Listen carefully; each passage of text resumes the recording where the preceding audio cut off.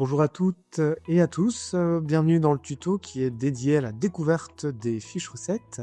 Nous entrons dans le mode d'emploi du label Cantine Durable, le Vademecum.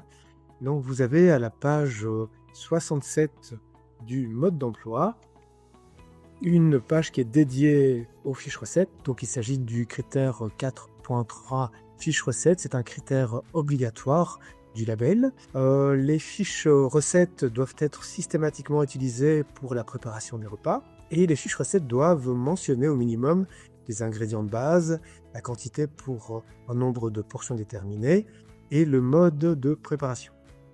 Alors, où trouver ces fiches recettes? Alors là, je vous emmène sur le portail. Nous voilà donc sur le portail de Manger Demain.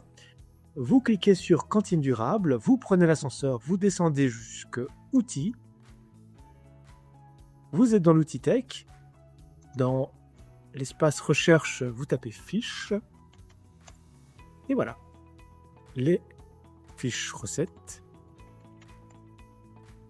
Et vous avez la fiche recette en question qui est ici. Vous pouvez la télécharger. Pour ma part, je l'ai déjà fait.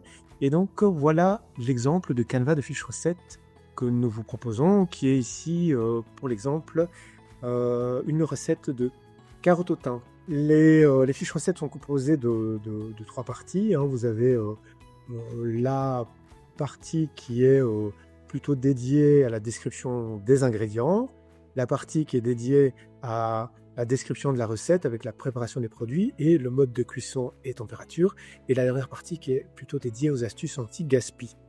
Alors pour ce qui est des ingrédients, l'intérêt de cette fiche recette, je vais y arriver, c'est qu'on peut déterminer les quantités en fonction du nombre de portions. Ici on part sur 60 portions, et donc vous voyez qu'on va travailler avec 10 kg de carottes. Si on travaille plutôt avec 30 portions, on voit qu'en conséquence, le nombre de kilos de carottes diminue.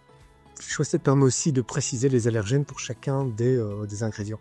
Alors si on descend, on vous invite à inscrire les différentes étapes et donc le mode de préparation de la recette, aussi le mode de cuisson et les températures. Et si vous avez des astuces anti-gaspi, vous pouvez les ajouter. Ici, on peut penser par exemple à des carottes bio dont on pourrait conserver les fans pour faire de la soupe, ou alors parce qu'elles sont bio, on doit pas les éplucher, et donc forcément il y a moins de déchets. Les fans de carottes pourraient être utilisés pour faire très bon pesto, etc., etc. Voilà. Une fois que vous avez rempli cette fiche recette, il suffit de l'enregistrer. Vous pouvez l'enregistrer sous le format PDF, la conserver dans vos archives, version papier ou version électronique. Et voilà, le travail est fait. Je vous invite à revenir sur le portail de Manger Demain.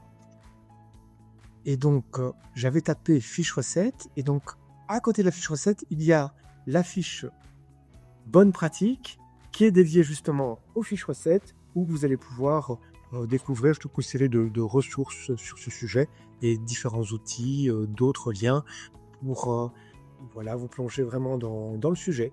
N'oubliez pas aussi de vous inscrire à notre newsletter et je vous souhaite en tout cas un bon travail et à bientôt.